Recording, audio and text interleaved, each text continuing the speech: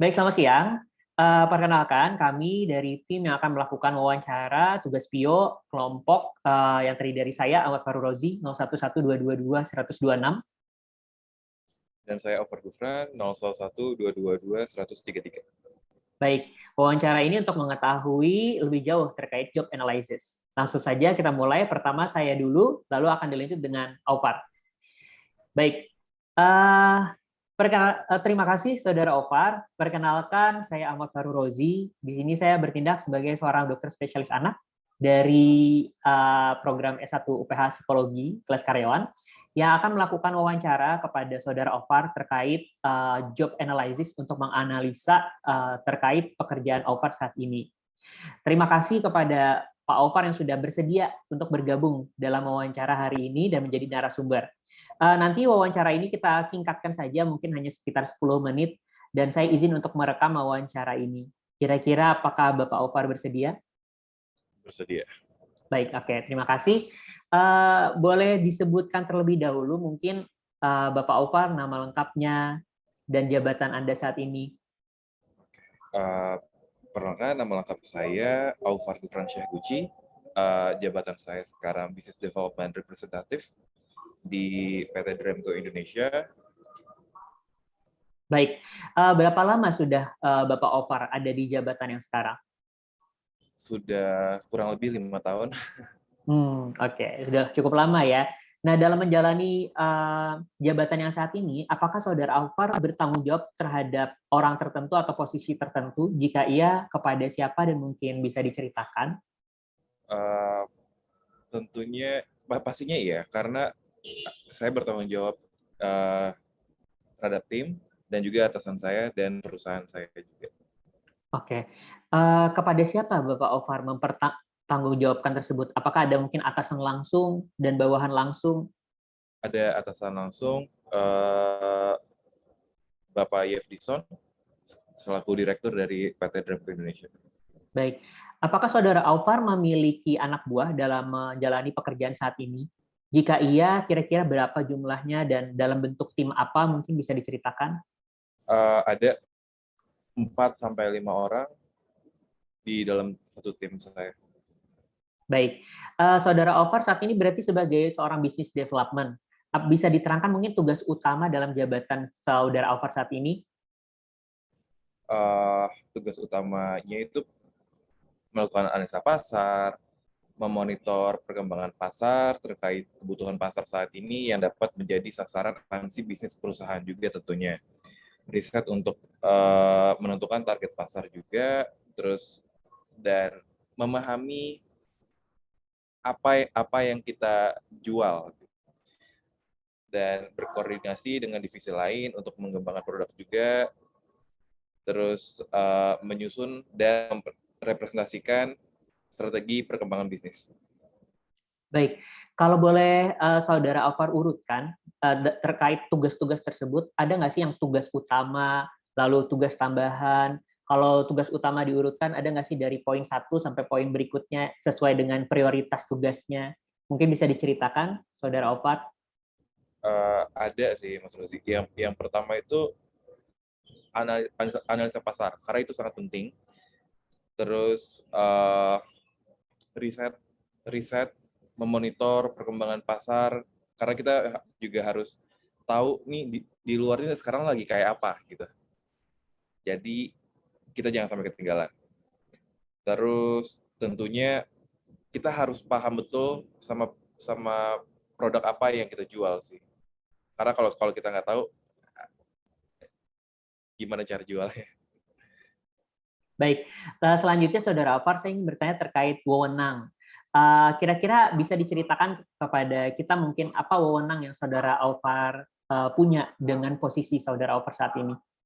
Dengan posisi saya saat ini, sejauh ini yang saya dapatkan, saya bisa menggunakan fasilitas kantor seperti mobil dan juga rumah.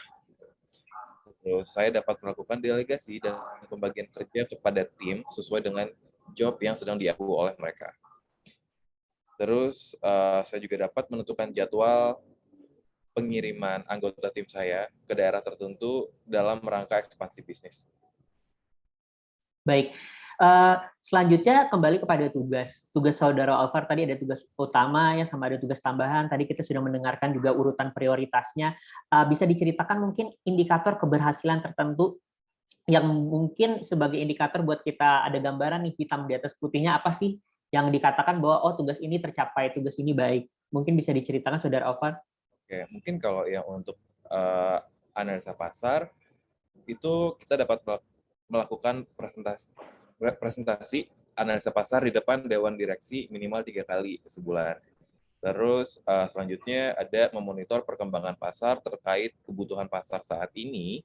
Itu target yang dapat diukur membuat laporan perkembangan pasar yang diserahkan kepada direktur minimal 1 kali per bulan. Selanjutnya ada riset untuk menentukan target pasar. Target yang dapat diukur itu melakukan kegiatan survei lapangan untuk menentukan target pasar yang prospektif. Hasil survei dipresentasikan di depan Dewan Direksi minimal 1 kali per triwulan. Terus yang memahami produk perusahaan ini, target yang dapat diukur memiliki nilai hasil evaluasi pemahaman terhadap produk perusahaan minimal 80%. Terus berkoordinasi dengan divisi lain untuk mengembangkan produk ini memiliki agenda pertemuan dengan divisi lain dalam bentuk rapat ataupun dengan kolaborasi acara terkait pengembangan produk yang dilakukan minimal 1 kali per 3 bulan. Dan terakhir ini menyusun dan mempresentasikan strategi pengembangan bisnis, membuat laporan usulan strategi pengembangan bisnis yang diserahkan dan dipresentasikan 1 kali per 3 bulan kepada Dewan Direksi. Baik, bisa saya simpulkan bahwa ini punya indikator yang jelas ya kalau di perusahaan Saudara Alvar ya. Jadi ada tugas dan ada indikator dia harus tercapai apa seperti itu ya.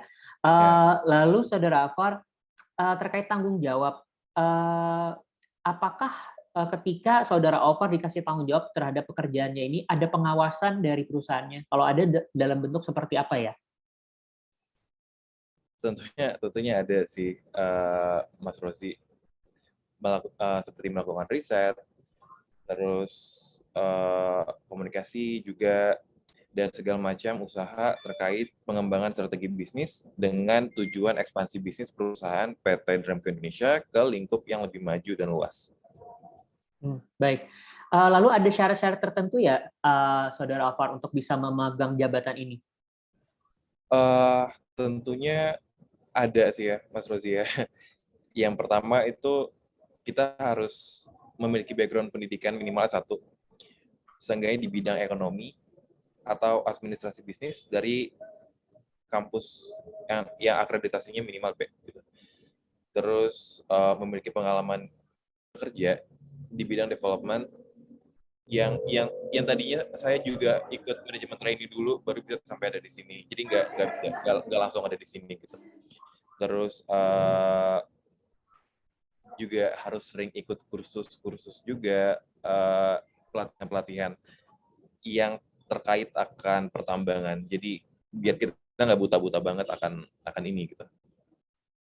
Baik, terima kasih Saudara Alvar. Sudah cukup jelas sekali, saya jadi punya gambaran terkait pekerjaan Saudara Alvar saat ini.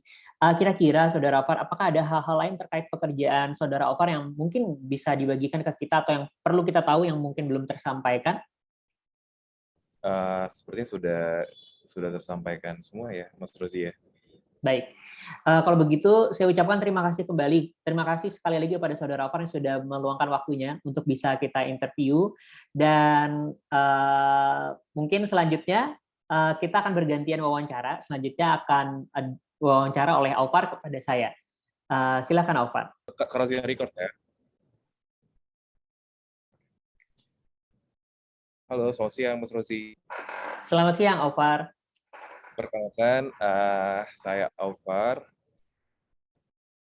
dari Business Development PT Dramco Indonesia, dan saya ingin mengucapkan terima kasih atas kesediaan Mas Rozi untuk di-interview dan atas waktu yang sudah diluangkan untuk saya. Baik, sama-sama. Ini saya record ya Mas Rozi ya? Iya, sudah di-record. Oke. Mas Rozi, sekarang Mas Rozi lagi kerja di mana, Mas? Sekarang lagi di Rumah Sakit Umum Damanhuri, Barabai, Kalimantan Selatan. Untuk jabatannya sendiri? Sebagai dokter spesialis anak. Oke. Udah berapa lama nih Mas Rozi ada di jabatan ini? Kurang lebih sekarang 6 bulan. 6 bulan. Oke, oke, oke. Selama 6 bulan ini dan dengan jabatan yang Mas Rozi punya sekarang, Mas Rozi itu punya anak buah nggak sih? Ya, betul. Jadi kalau di kita itu namanya Departemen Ilmu Kesehatan Anak ya. KSM Ilmu Kesehatan Anak, di mana di departemen ini berarti isinya tenaga kesehatan medis yang berkaitan dengan pelayanan kepada kesehatan anak. Nanti di atas kita itu kita tanggung jawab tuh kepada direktur, di mana direktur kami itu Dr. Nanda Sujud, spesialis bedah ya. Lalu nanti kita membawahi seluruh tenaga medis yang ada di Departemen Ilmu Kesehatan Anak ini. Oke, oke. Terus kepada siapa sih Mas Rozi mempertanggungjawabkan pekerjaan ini? Tentunya kepada pihak rumah sakit ya, kepada pihak struktural yang di atas, termasuk yang paling langsung kepada direktur rumah sakit. Oke, oke. Terus aku mau nanya lagi nih Mas Rozi, apa aja sih tugas utama Mas Rozi di jabatan Mas Rozi sekarang, dokter spesialis anak?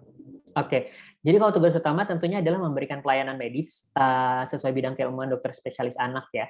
Namun setelah itu ada tugas utama dan tugas pokok dan tugas tambahan. Jadi kalau tugas pokok tentunya kita ngisi poliklinik nih, memberikan pelayanan medis kepada pasien-pasien yang datang ke poliklinik, lalu melakukan visit atau kunjungan pasien ke bangsal anak, bangsal bayi, serta melakukan pertolongan medis kepada bayi-bayi baru lahir yang mau lahir spontan ataupun sesar gitu. Oke, oke, oke. Dari tugas-tugas yang tadi Mas Rozi udah sebutin, ada nggak sih Mas Rozi kayak, atau mungkin bisa diurain gitu, kayak yang paling penting itu yang mana? Oke, paling utama adalah memberikan pelayanan ya, pelayanan medis terkait kesehatan anak ya, bisa di poliklinik gitu ya. Nanti dari sana ada target tuh yang dipasang oleh rumah sakit nih misalnya. Jadi ada jumlah kunjungan, pasien sehari minimal berapa, katakanlah 40 gitu ya. Dan hasil angket kepuasan pasien gitu ya minimal 85%. Sama kalau kita lagi kunjungan meriksa pasien gitu ya ke bangsal gitu, nanti ada juga tuh angket kepuasan dari pasien minimal 85%. Sama bisa dilihat nanti misalnya kalau ke pemeriksaan yang nggak benar, lama rawat pasien jadinya makin lama, padahal harusnya penyakit ringan harusnya lama rawat itu cuma masuk ke 1 minggu gitu misalnya. Terus angka kematian bayi baru lahir, harusnya tuh angka kematian bayi baru lahir itu cuma 5/1000 kelahiran aja. Jadi kalau lebih dari itu berarti ada masalah yang perlu dikaji nih gitu. Oke, itu berarti untuk tugas-tugasnya ya Mas Rozi ya. Aku penasaran sih Mas Rozi, kalau untuk tanggung jawabnya nih, itu gimana? Baik. Jadi kalau tanggung jawab ya, jadi kita bertanggung jawab terhadap pelayanan, intinya seperti itu. Dan mempertanggungjawabkan segala tugas pokok dan tugas tambahan. Kalau tadi kan hanya tugas pokok ya, jadi ada lagi tuh tugas tambahan. Kita melakukan pengabdian masyarakat, bakti sosial berkala gitu ya, memberikan edukasi dan update keahlian kepada seluruh tenaga kesehatan di sini, melakukan penyuluhan kepada masyarakat luas terkait bidang ilmu kesehatan anak tentunya ya. Dan itu nanti juga tanggung jawab itu nanti ditarget juga tuh, ada targetnya. Melakukan pengabdian masyarakat minimal harus minimal 2 kali setahun. Kemudian berikan edukasi dan update keahlian kepada seluruh staf, itu melakukan pelatihan tuh minimal 2 kali setahun. Sama melakukan penyuluhan kepada masyarakat itu paling tidak harus ada laporannya tuh minimal 2 kali setahun. Oke, oke, oke, oke. Makasih Mas Rozi. Aku masih penasaran sih sebenarnya. Kayak kalau untuk wewenang gitu tuh ada nggak sih? Maksudnya Mas Rozi bisa jelasin? Ada banget. Jadi kalau wewenang ya seperti di sini tuh dokter spesialis itu berwenang untuk menggunakan fasilitas pelayanan kesehatan yang ada di rumah sakit tentunya ya, dengan tujuan memberikan pelayanan sesuai bidang spesialisasinya, kemudian memakai fasilitas yang diberikan kayak misalnya rumah dinas, mobil dinas gitu ya, selama bertugas sebagai dokter spesialis di sini, dan melakukan delegasi kerja nih kepada seluruh anggota tim di Departemen Ilmu Kesehatan Anak. Oke. Aku masih mau nanya-nanya lagi nih, Mas Rosi. Kayak eh, ada nggak sih syarat yang harus kita punya gitu, biar biar bisa jadi kayak Mas Rosi gitu. Betul. Kayak pengetahuannya apa aja, mungkin ada keahlian khusus yang kayak kita harus punya biar bisa ada di posisi Mas Rosi sekarang. Ya, jadi kalau syarat itu pertama harus minimal lulusan dokter spesialis anak gitu ya dari universitas terakreditasi B. Dia udah lulus kompetensi dokter spesialis anak, terus punya keilmuan terkait standar pelayanan di rumah sakit, pernah ikut pelatihan minimal 3 kali gitu ya.